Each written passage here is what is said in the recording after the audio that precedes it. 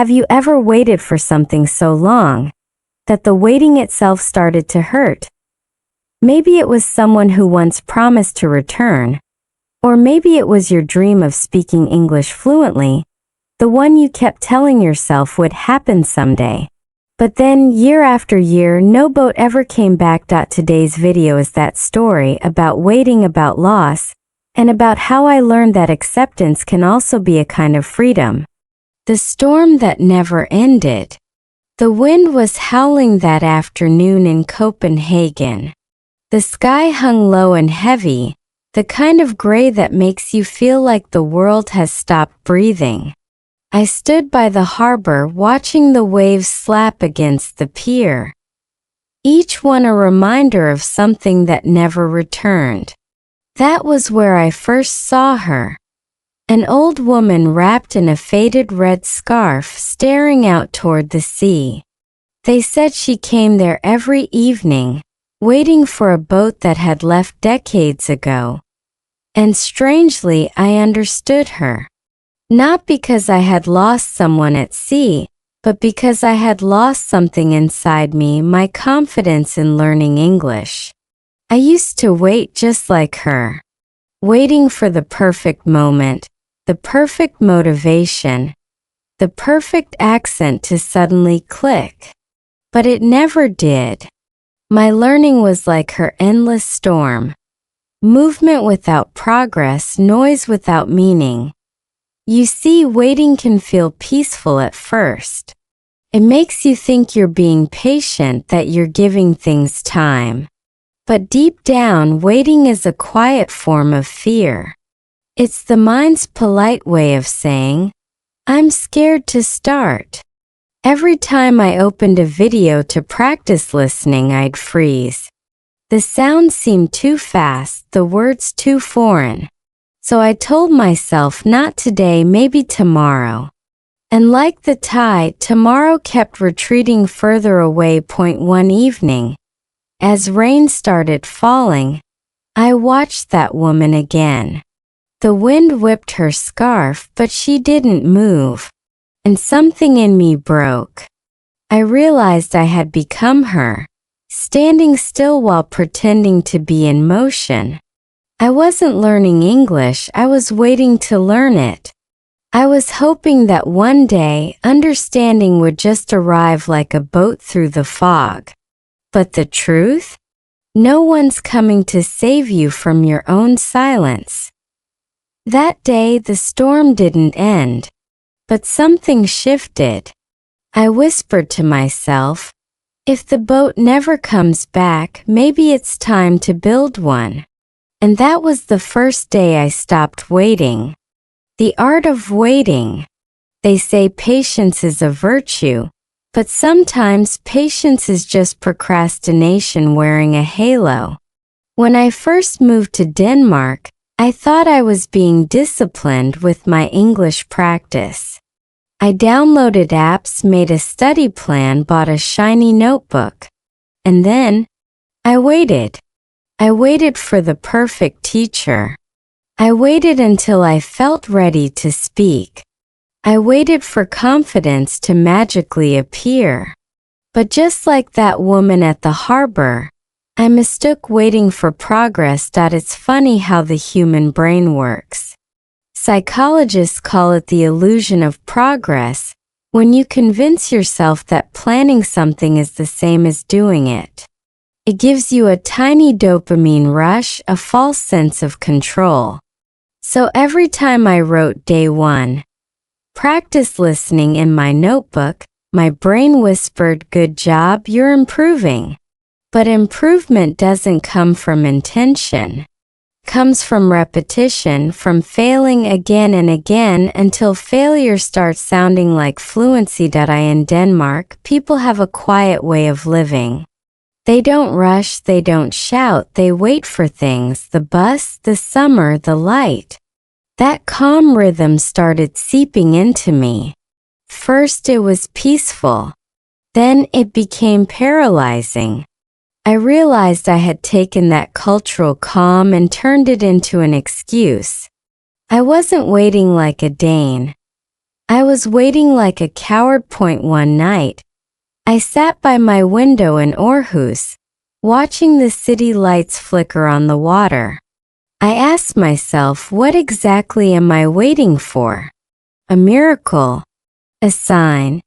The courage to mispronounce something without blushing? That question hurt more than I expected. Because the answer was simple, I was waiting for permission. Permission to be imperfect. That's when I began to see waiting differently. Maybe it wasn't patience I needed, but movement. Even small, clumsy movement.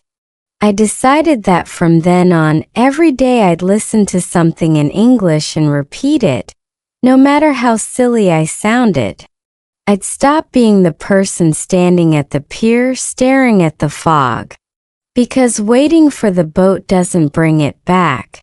But rowing, even badly, might take you somewhere new. The sound of silence. There's a strange kind of noise that only silence makes. I first noticed it in my small apartment in Aarhus. The quiet after hours of playing English podcasts I couldn't fully understand. The voices would stop, and all that was left was the soft hum of the fridge, the faint echo of my own disappointment.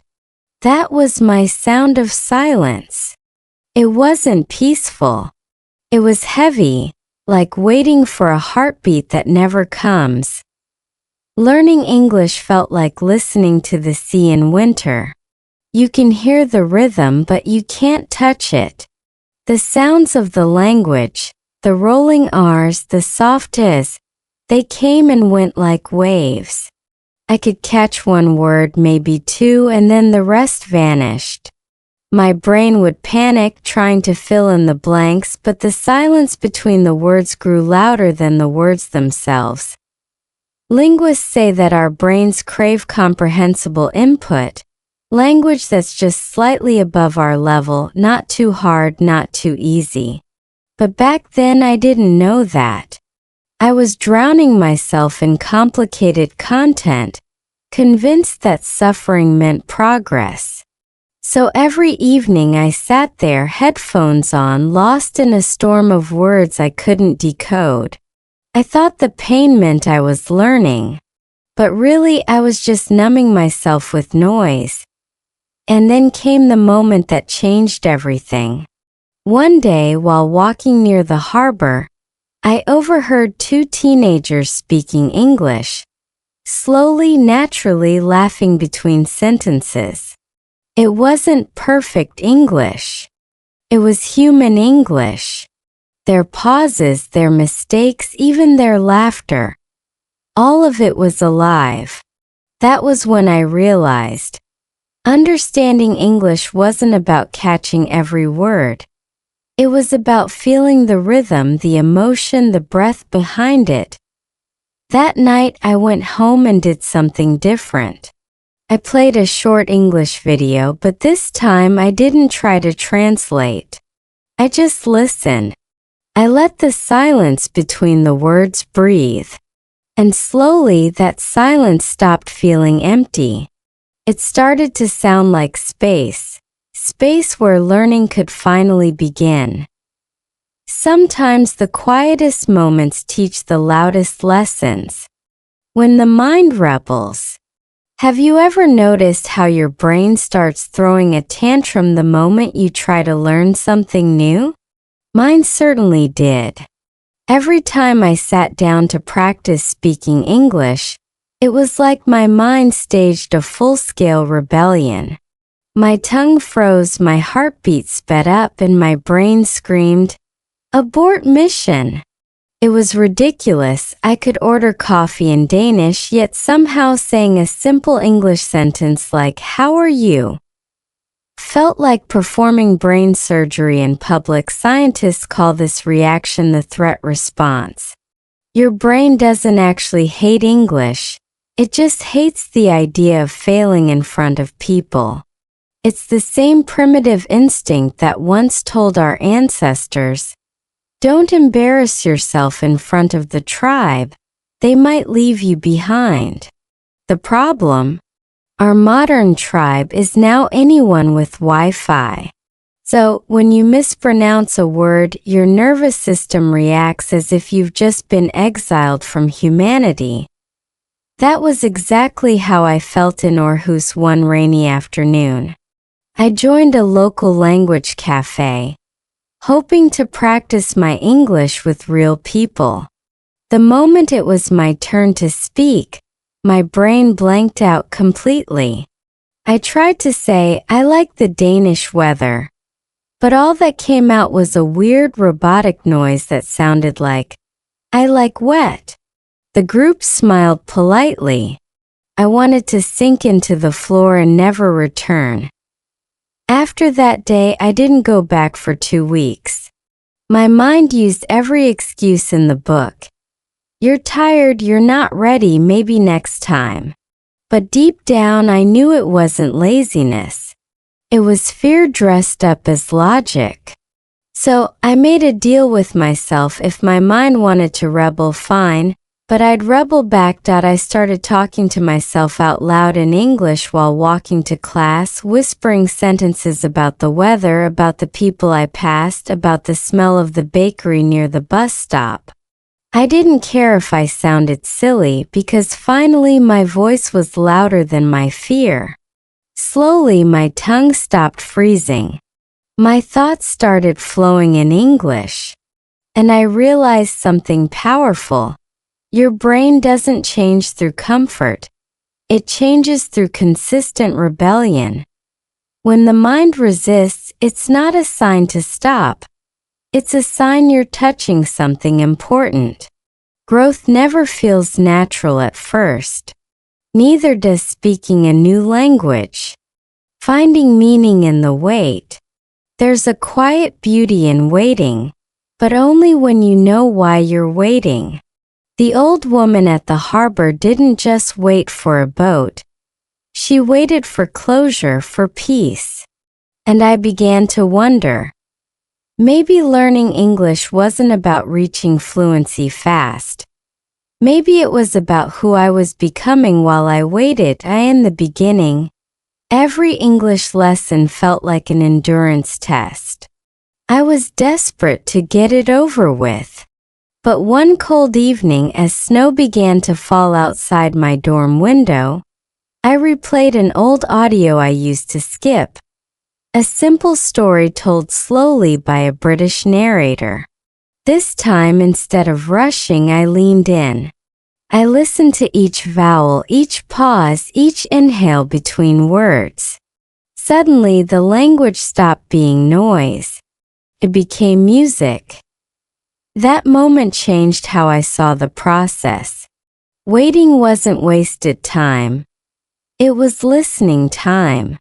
Just like the woman at the pier learned to hear the sea instead of the silence, I started hearing meaning behind the sounds. A phrase like, "I'm fine," wasn't just vocabulary. It carried emotion, tone, rhythm. There's actually science behind this. Cognitive researchers at the University of Cambridge found that when we slow down and actively listen, not just hear, our brain begins to predict sound patterns, forming neural pathways that speed up comprehension later. In simple terms, slow learning builds fast brains. So I changed my approach. I stopped chasing speed. I treated each sentence like a conversation with an old friend. Some nights I'd repeat one single line for 20 minutes, mimicking the speaker's tone until it felt natural in my mouth. And weirdly, I started to enjoy the wait, because the waiting was teaching me patience, rhythm, and empathy.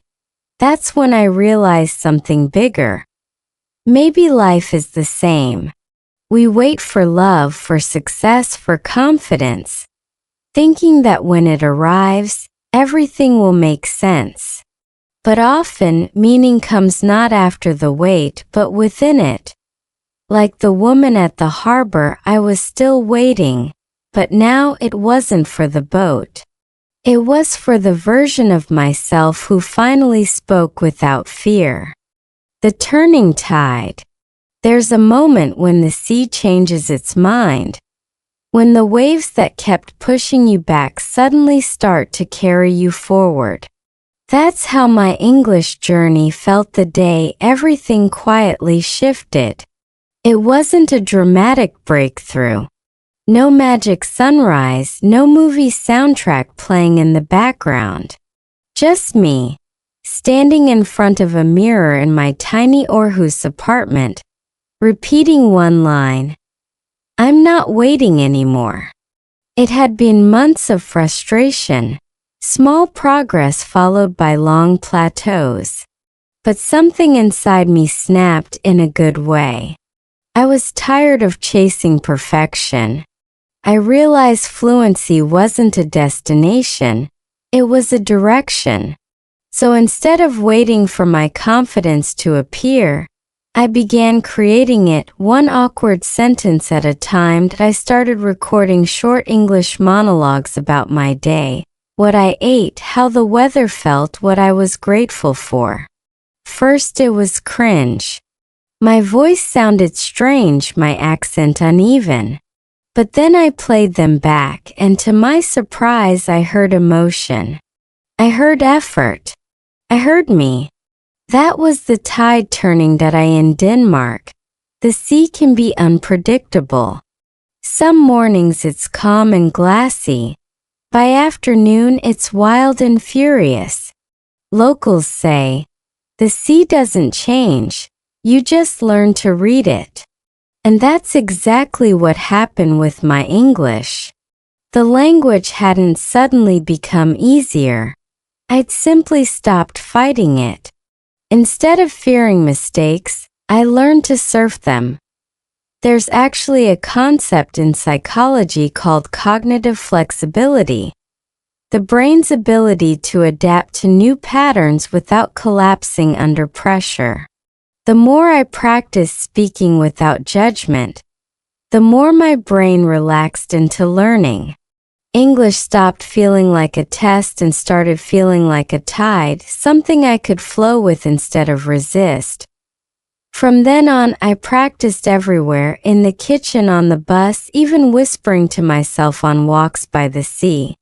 People probably thought I was talking to ghosts, but I didn't care.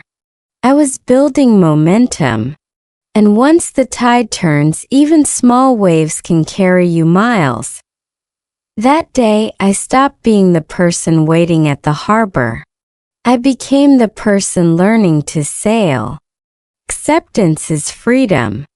Acceptance doesn't sound like much of a victory until you realize it's the only kind that lasts. I remember the morning I truly understood that. The air in Copenhagen was cold and clear, and the harbor was silent except for the soft clinking of boats against the docks. I walked by the same spot where the old woman once stood. But that day she wasn't there. The bench was empty. Just a red scarf fluttering in the wind. He hit me harder than I expected. For months she had been a symbol of my own waiting, for confidence, for perfection, for some invisible arrival point in my English journey. But now she was gone. Maybe she'd finally stopped waiting too. Maybe she'd realized that closure doesn't come when the boat returns. It comes when you decide to walk away. That day, I understood something that no grammar book had ever taught me. Acceptance isn't giving up. It's growing up. When I stopped fighting my accent, I began speaking more clearly. When I accepted that I'd never sound like a native, I started sounding like myself. That's the funny thing about freedom. It begins the moment you stop pretending. There's neuroscience behind that too. Studies show that when we accept our imperfections instead of suppressing them, our brain releases tension in the amygdala, the fear center. We literally become more relaxed. more open to learning. Acceptance, biologically speaking, makes you smarter. After that realization, I spoke English with more joy, not less fear. I made mistakes, laughed, corrected myself, and moved on. I stopped counting my errors and started counting my moments of connection. A smile from a stranger, a genuine conversation, a story shared without hesitation. And just like that, learning English stopped being a punishment. It became a bridge, not between languages but between versions of myself. When I think of the woman at the harbor now, I imagine her walking home, smiling softly, whispering to herself, "It's okay. The boat doesn't need to come back." Because sometimes letting go is the real arrival. The boat within you. I still visit that harbor sometimes. The sea looks the same, calm, endless, unpredictable. But I no longer wait for anything to appear from the fog. Instead, I watch the waves and think about how far I've come, not across oceans but within myself. Because somewhere along the way, I realized something simple but life-changing. The boat I'd been waiting for was never out there. It was always inside me. We spend so much of our lives looking outward, waiting for the right teacher, the right moment, the right feeling. But language, like healing, begins when you turn inward. When you stop asking, "When will I be fluent?" and start whispering, "How can I express who I am today?" That's when the real learning begins. There's a Danish word I love, "gem." It means homesickness, not just missing a place but missing a feeling of belonging. That's exactly how I used to feel about English. Like I was standing outside my own voice, unable to come home to it. But over time, through mistakes and slow progress, I built that home. Every word I dared to say, every fear I faced, it became a piece of the boat that would carry me forward. Now, when I listen to others struggle with English, I don't see failure. I see building. I see courage. Because every broken sentence is a plank, every awkward pause a nail, every small success a sail catching wind. You're not waiting for fluency, you're constructing ideas. So if you're still standing at your own harbor, staring at an empty horizon, remember this: no one's coming. But you don't need them to. Pick up your words, however imperfect, and start rowing. The waves will still crash, but that's how you'll learn their rhythm. And one day you'll realize you were never waiting for the boat. You were becoming it. That's the freedom I found here in Denmark. Not from the language but through it.